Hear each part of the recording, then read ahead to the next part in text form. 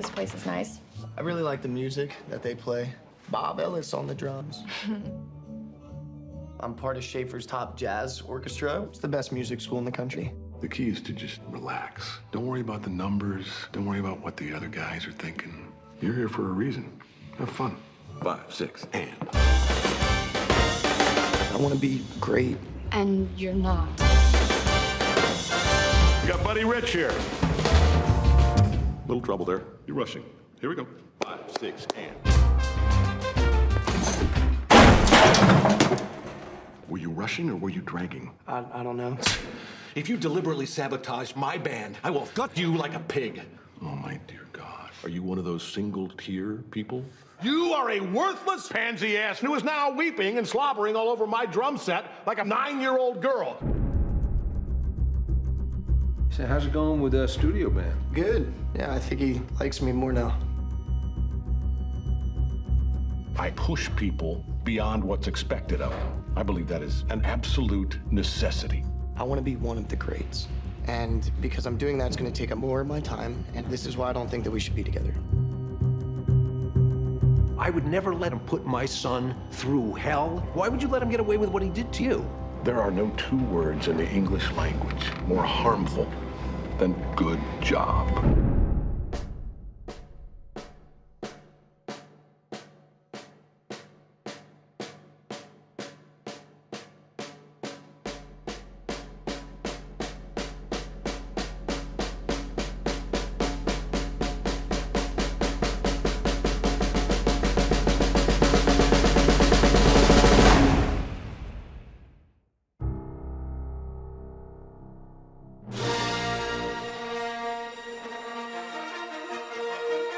Ba-ba-ba-ba. This is year 7. That's right, year 7. This is year 7 of Movie Month. For 30 days, I'll watch 30 movies and do 30 podcasts. This is day 19.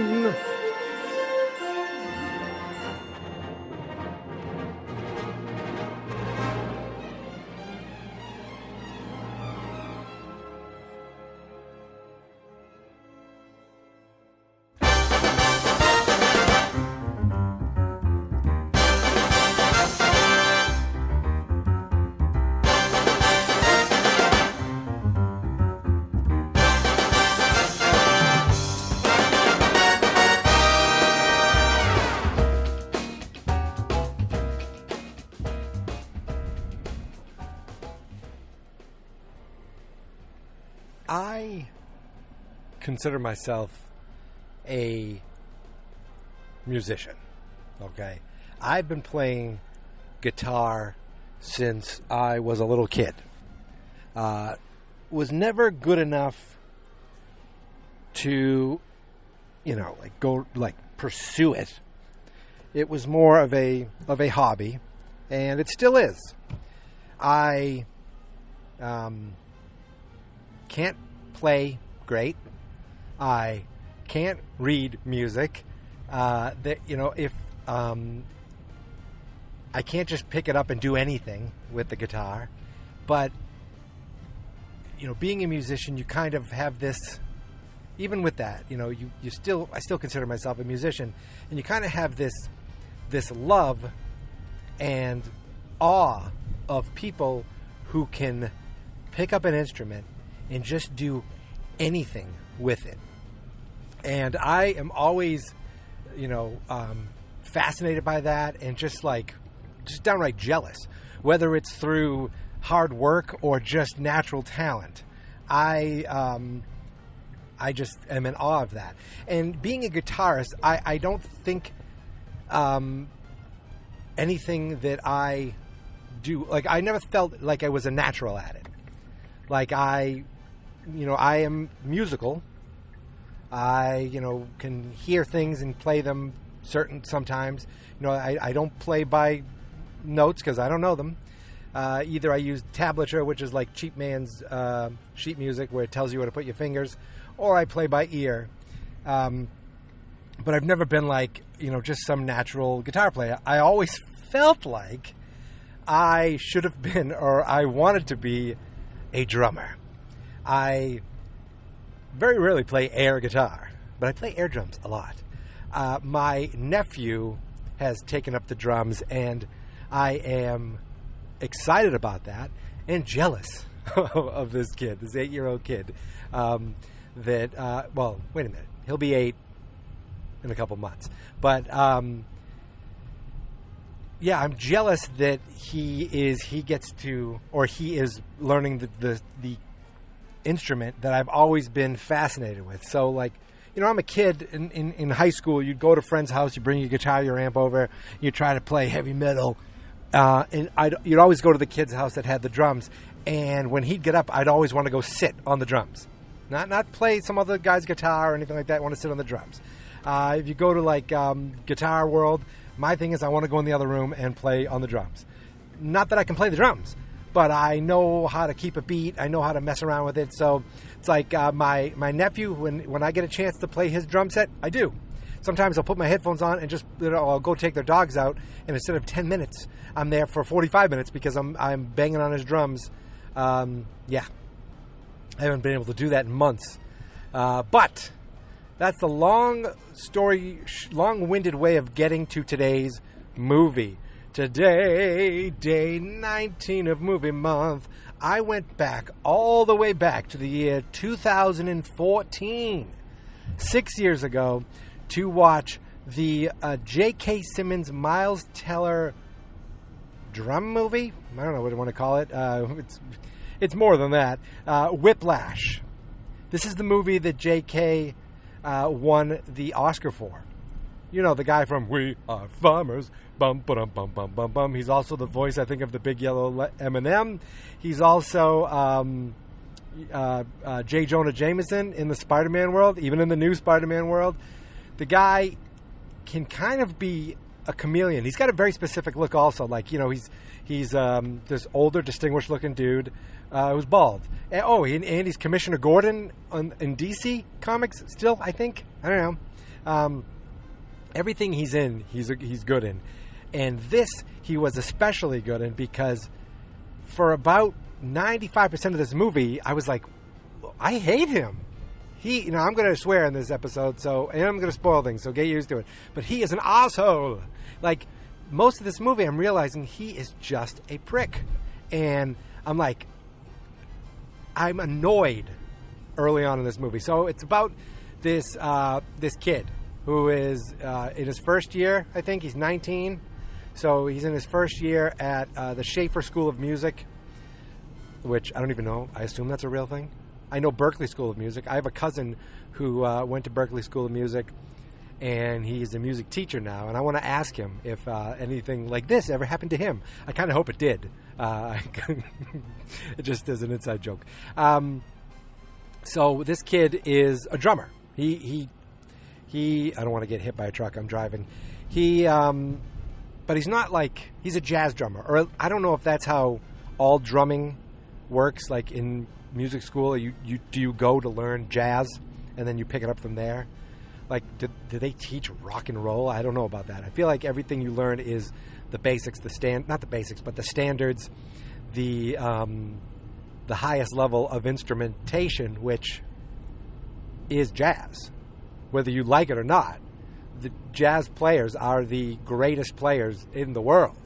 My wife is a humongous Harry Connick Jr. fan.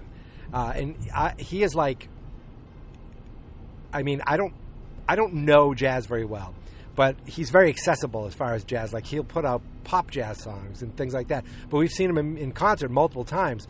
And first of all, he's an exceptional musician. And then he surrounds himself with amazing musicians. And it's just like, that's one of those moments where I'm just in awe watching. Even when I don't even know the song, I don't care. Just watching these people play is always just fascinating. So this kid is, he's in a class he's got his teacher there, who I know from as the cop on Black Lightning. Like, I feel bad that I recognize, hey, that's the guy from Black Lightning. Hey, that's Supergirl. Hey, that's the guy from the failed Fantastic Four movie. Everything I'm talking about, these actors are from superhero movies. That is shameful. Anyway, this guy, Miles Teller, who, I don't know, I feel like his career hasn't done what we thought it would do. You know, he was great in this. He was in that failed Fantastic Four movie that, was it Josh something? I can't remember his name. Anyway, and I guess he might be a dick in real life, where from what I can tell, J.K. Simmons is a dick in this movie, but a good seems like a nice fella in real life. Anyway, I am really getting, I'm talking too much about this. So, about non-important stuff. So this kid is a drummer, and we just see him practicing. And all of a sudden, J.K. Simmons comes in. Is it Terrence? I want to say Marshall? Terrence, whatever. We'll just call him J.K. Simmons. He kind of walks in. He's like, and right away, he just has no skills. Like, he's a ball buster to the nth degree. And I think I know why. So, he is talking, he's like, are you playing? Try this and try that. And Miles Teller seems to know, Andrew, whatever his name is, Andrew seems to know exactly who this guy is. And he's trying to impress him, and then he stops. And he's like, I didn't tell you to stop. And then he starts playing, because I didn't tell you to stop playing either. Why did you stop? Like, he's like very much just pushes him and is a dick right away. And then he just walks out. And then this kid shows up in Miles Teller's classroom while they're kind of going over, like, they're practicing. I don't even know. I can't tell. This is like a lower level band, I guess.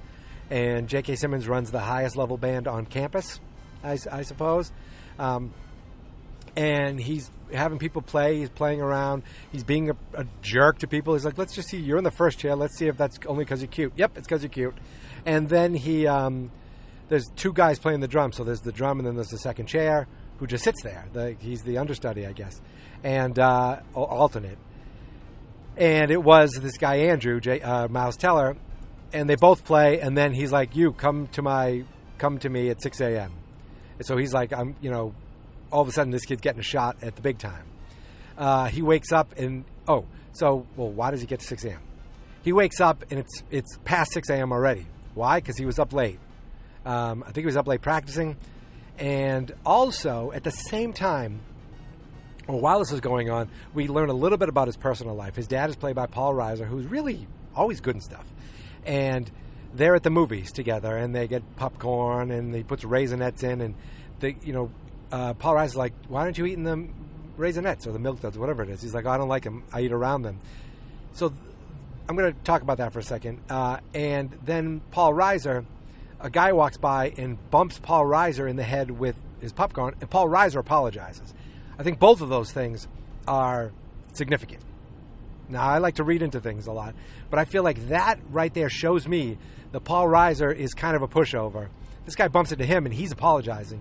And he just kind of like, he's looking for, no big deal. Doesn't want confrontation or anything like that. And his son is like, yeah, I don't care if I don't like the Milk Duds. I just eat around them. Also in a similar way, like, I don't want to ruffle any feathers. No big deal.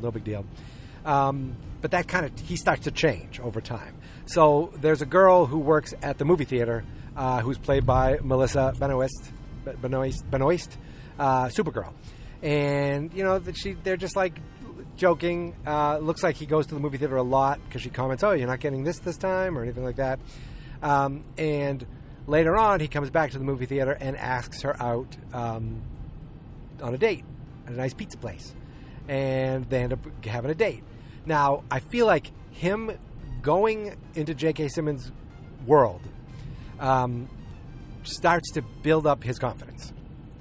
So, like, J.K. Simmons brings him in, and we get a lot of, like, musical, like, just actual musical, like, playing. I can't even, it's a weird way to say, it's almost like, don't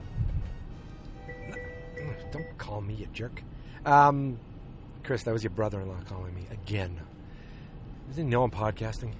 So it's very clinical is what I want to say. Like, it's very much like you're watching the science of music. Like, the mathematics of, again, get it, like, speed it up. Not my tempo. No, right? Bring it down. This, that. And J.K. Simmons gets angrier and angrier and angrier. And he's a little jacked in this, too. And I think he'd like to show that off. right away I realized, oh my God, like, is there anything redeeming about this guy? He's a big asshole. He notices some guy's out of tune. He approaches this guy, and he starts, I think he's calling him like fatty. He's using gay slurs in this a lot. He's just a complete a-hole, and he kicks this guy out for being out of tune, and then he's like, yeah, he wasn't even out of tune, but he didn't even know it, and that's even worse. There was another guy who was out of tune. So, and it's like, let's pick it up, and they just keep practicing. Like, you think, okay, there's a method to this madness, and I guess technically there is. We'll get there. So the movie kind of goes on where he goes on the date with the girl. They seem to hit it off pretty well. But then he's with the band. Oh, so they have a recital. Okay. They have a recital, and they're like, don't lose this sheet music, which of course is code for someone's going to lose this sheet music. And of course it's him. He puts it down. Someone takes it. Now who took it? Like, why would someone pick up the sheet music? Was it a competitor? Was it J.K. Simmons himself? But it was like that his way of kind of figuring things out, of trying to filter out who's good. Like, he took the sheet music from the drummer. The guy who was originally the drummer is like, I can't. He was pissed off. He's a jerk too. And you realize, or at least I thought, that this guy's a jerk because J.K. Simmons is such a jerk to him that it's made him bitter and him an a-hole, and it's kind of worn him down.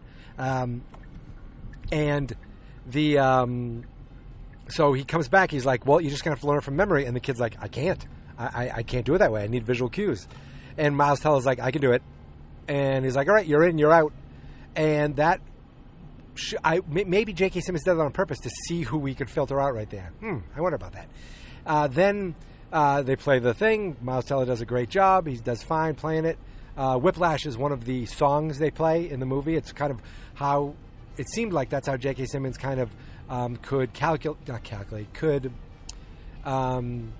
he could kind of see if this kid's good enough. Evaluate, that's it. That's what he used to evaluate, was Whiplash.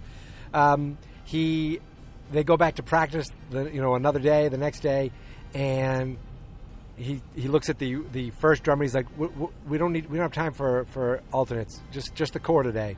And that's his way of saying, you're out, and Miles Teller is in. And just from there, he starts becoming the main drummer of the band. With that confidence comes like more brashness with him. So he tells the girlfriend, look, I'm trying to be the best, and you're just going to hold me down. Like, they went on 1 or 2 dates, maybe a month. I don't know what it is. She's like, I barely see you now, and you know this? He goes, yes, I do. He's now he's becoming a dick. He goes to a dinner meeting, a family dinner, maybe with his cousins, and they're like jocks and Rhodes Scholars, and it's actually a great moment, like a great scene. I love the scene. But you could see, not that he's being a dick here, because they were kind of being a dick to him. They were being very dismissive to his drumming. Oh, you're doing your drumming. And he was like, I just drove by an old woman walking with purple hair. That was wild. He's getting more confident and more brash about it. So he's sticking up for himself, but he's being a cocky way of doing it. Like, he's insulting them, and he's like, he's insulting the 2 kids for being, what they're doing and what he's doing, and he doesn't care about having friends. He doesn't care about this. He goes, Charlie Parker didn't have friends. He goes, well, but you know who he is, and he didn't even have friends. Like, that's who he wants to be. He wants to be a great, and he'll push away people to do that, which is because he wants the approval of J.K. Simmons. Like, amazing. Like, even at the end of this movie, he wants his approval. So even his dad, one of the kids is like, why don't you come out and play? He goes, why don't you come out? Why don't you come play? And he says to the kid, something the NFL will never say to you, and something you'll never hear the NFL say. And then his dad goes, or the Lincoln Theater. Was it Lincoln Theater? I don't know what it was. Something like that. And it was like, whoa, even his dad is like, you're not going to hear this. That's his, so that was kind of mean of his dad, I guess, right. So, at one point, they're going to do this other song, right? And he's like, look, you have till tonight to learn it, okay? Here's the sheet music. See you back here tonight. And then he brings in the drummer from the original class that Miles Teller was in. He's like, all right, I brought in a second guy just to mix things up a little bit. Take a turn better, you person. So he brings in this other guy to kind of, again, this is all to light a fire. This is my theory. He's not bringing this guy in to try out Miles Teller. He's bringing this guy in to push Miles Teller. That's it. Because if you're not pushed, you're not achieving more, and that all comes into play later. So he brings this other guy in. Now there's 3 guys on the drums, and then he starts telling this sad story. He's like, he plays something, and this guy playing the trumpet or playing the whatever, he's playing something, and he goes, listen to this. He goes, this is Sean. He was a student of mine. He was exceptional. He came in. He was quiet. He was meek. He was, people told him he didn't have, maybe he wasn't cut out for this, but I saw something in him, and I pushed him, and he got better and better. And then he went to work for Marsalis, which I'm guessing is Winford Marsalis, and he became second chair, and then he worked his way up to first chair, and that's who you're listening. And I just want to let you know that he was a good person, and he died in a car accident yesterday. Or he died, I don't know if it was yesterday. He died in a car accident, and you could see he was sad. And then he's like, all right, let's go. And he got pissed off. He got really enraged. Like he blows off the handle, flies off the handle, like instantly in this movie multiple times. Exceptional acting with a despicable guy, right? Maybe that's when my guitar teacher was always like, cool, good job. Maybe he should have hit me over the head with his guitar to push me more. Maybe I would have been better.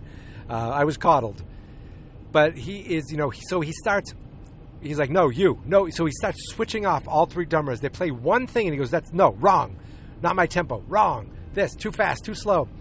At one point, he gets in Miles Teller's face and he slaps him. I could be out of order in this, but he slaps him. He goes, 1, 2, 3, slap. 1, 2, 3, slap. And this is when I'm getting annoyed because I'm like, why would you put up with this? Like, I could never, like, why? How does this guy have a job? How does this guy get to do this and get away with this? We know what happens. So, but at one point he has all 3 drummers in there, and he's switching them off, and they're going until 2 a.m. They keep going until he thinks they finally get it right. Like they are melting. These guys are dying, sweating, and then finally Miles Teller seems to get it, and he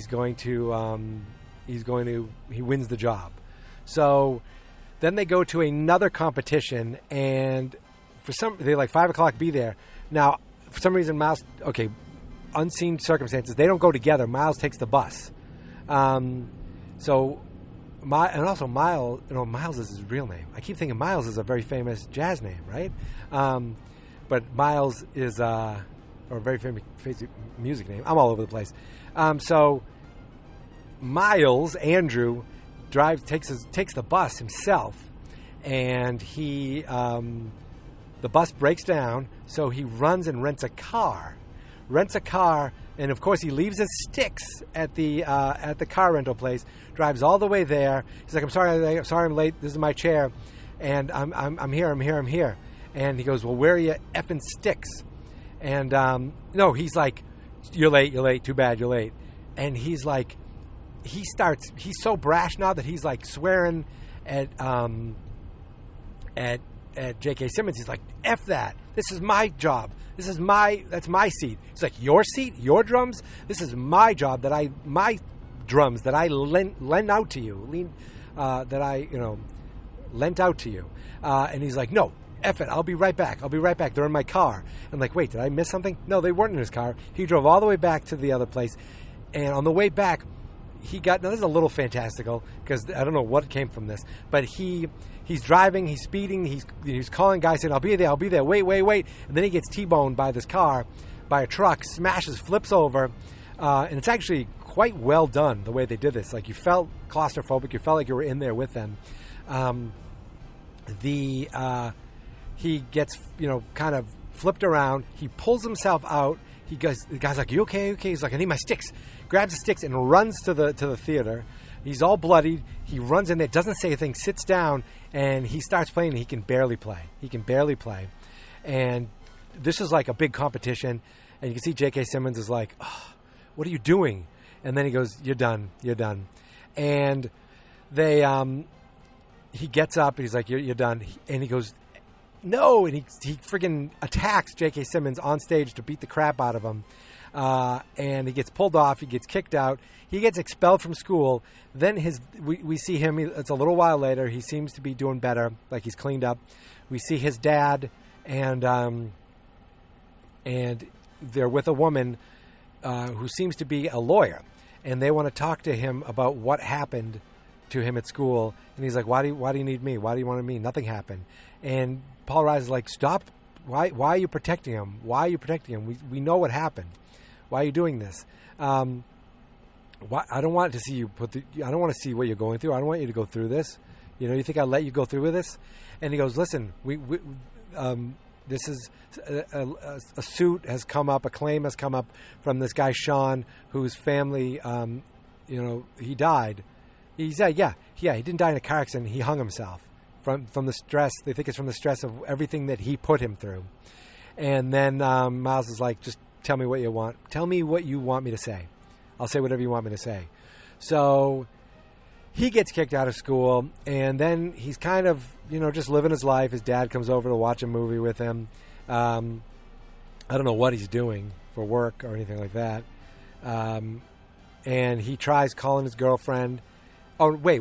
Before we get there, he's kind of wandering the streets, just kind of hanging out, living life, looking like a schlub. And he sees this little shop, little coffee shop, little bar, and it's saying jazz musicians, with the special guest Terrence Marshall, which I forget if that's his last name, but Terrence, whatever, J.K. Simmons. So he goes in, and J.K.'s playing piano, and he's watching him. And he hadn't seen him since the fight, since he got kicked out of school. And he's watching J.K. Simmons, and he's like, J.K. looks up and sees him. And he's like, "Oh, Andrew, wait." And they start to talk a little bit. And he's like, "Yeah, I'm not at the school anymore." And so they start talking about, "I'm not at the school anymore. I think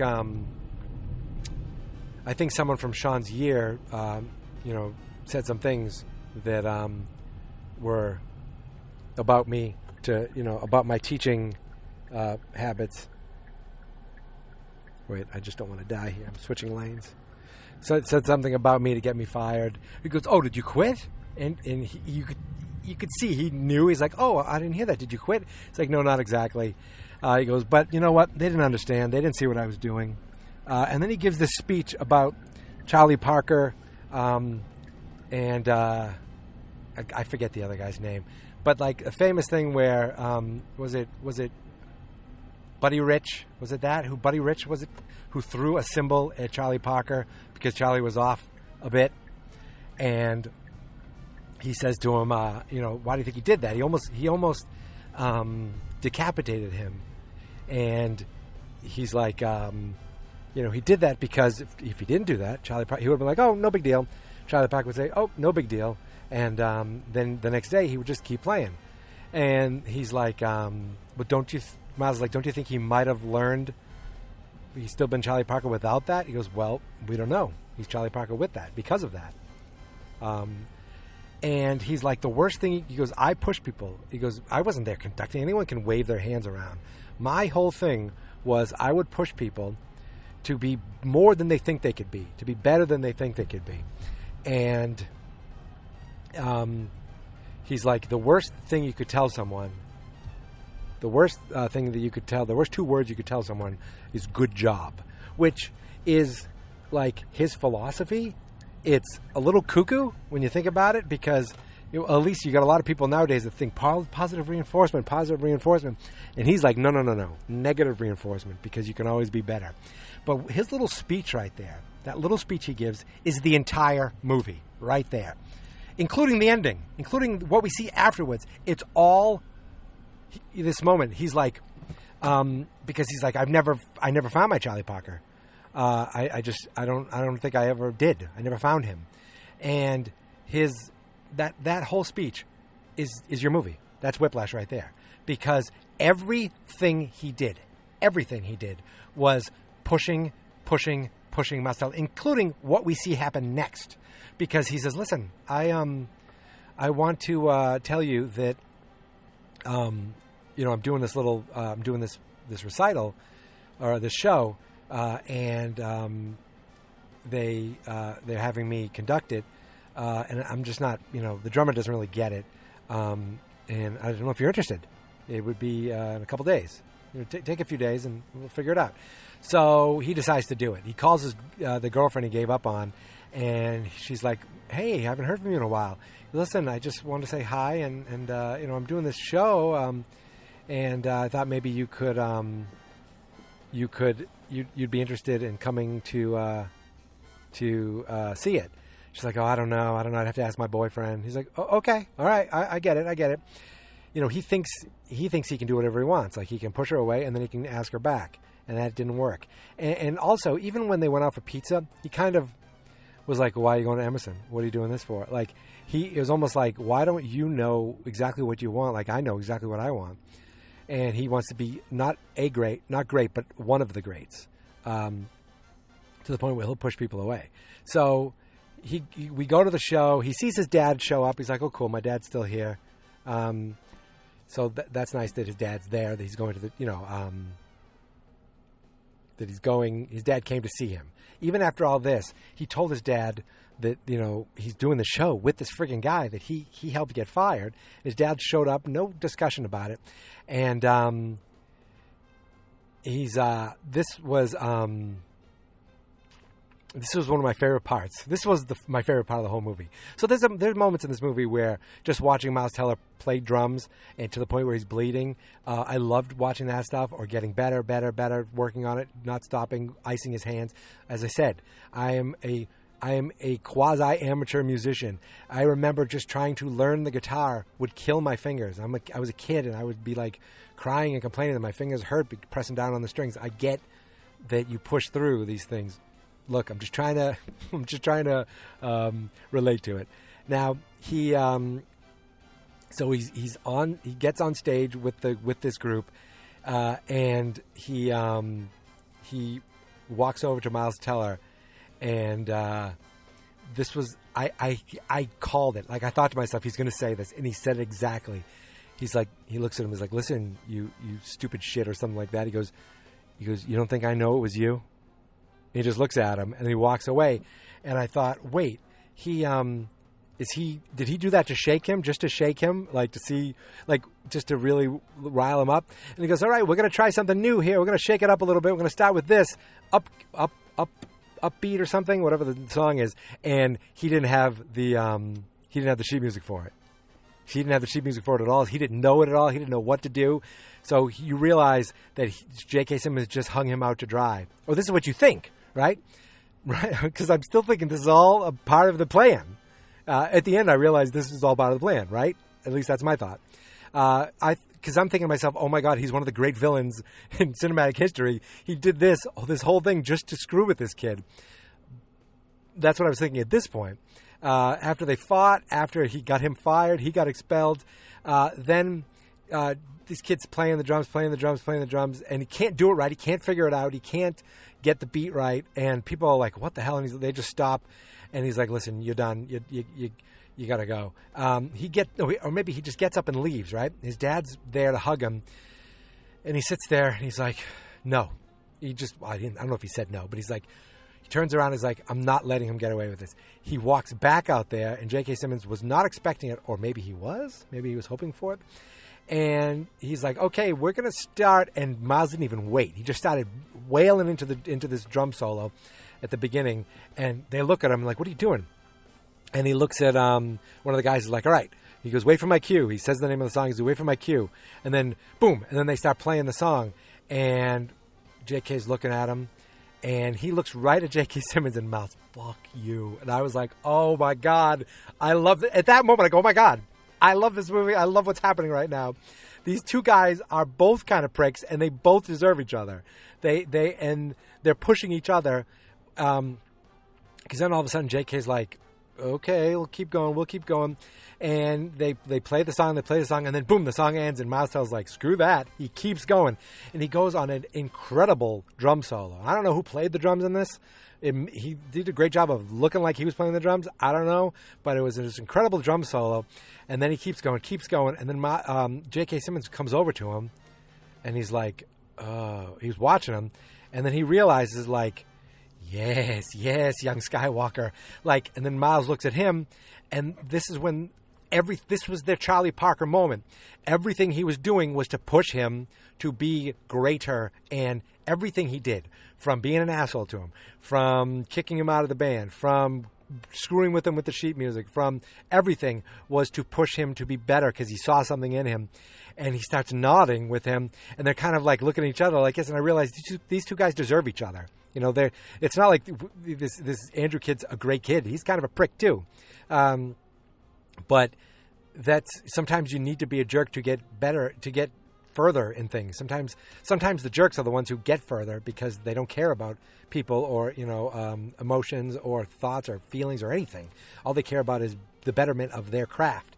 And that was just this moment where it was like, yes, like J.K. Simmons starts like directing him, slow down. So now bring it up. Then he brings the band back in, and they keep playing, and that's the end of the movie. It was like his relationship with his dad didn't really matter. His relationship with Melissa Benoist didn't matter. None of that stuff mattered. The fight they had didn't matter. The car accident didn't matter. The fact that they both got fired. He got fired, he got kicked out of school. Didn't matter.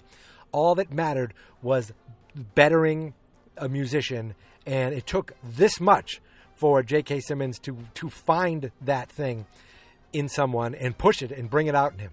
That's my thinking. That's my interpretation of what Whiplash is. I want to go watch the original short film. It's like 13 minutes long, and just to see, I don't know if J.K. Simmons is in that as well, but I'd like to see what that was. It's the same writer and director, which I can't think of his name right now. I'm sitting in my car. I don't have it, on the tip of my brain. But it was like, I'm going, this movie is annoying me. This movie is uncomfortable. Wow, he's really good at drums, though. I get it. Okay, this movie, oh my God. Oh, no. Oh, yes. Oh, wow. Oh, my goodness. Wait a second. Boom. Yeah. Awesome. Only took me 6 years to see it, and Chris, it only took like how many times for you to yell at me for not seeing this movie before? Very, very rewatchable too. Like, even for just that last scene, that last moment where he comes back and he's like, "I'm not going to stop. You're not going to stop me." And JK is like, "Yes." Awesome. Yeah, but again, two kind of megalomaniacs who deserve each other, who found each other. They're almost like soulmates. Awesome. I think I'm done. I think that's it. What a cool movie. It got accolades and all these things, and you hear about it for years, and then when you see it, you realize what I lived up to. Plus, J.K. Simmons' performance was ridiculous. Like, at some point, he's saying, hi, little girl, and someday you'll be in my band. Like, he's very nice. He's sad when this guy dies, but even that was a lie, I think. Like, was he manipulating things? Did they tell him he died in a car accident to make him, like, to kind of keep him going? Like, I wonder where the car accident thing came from.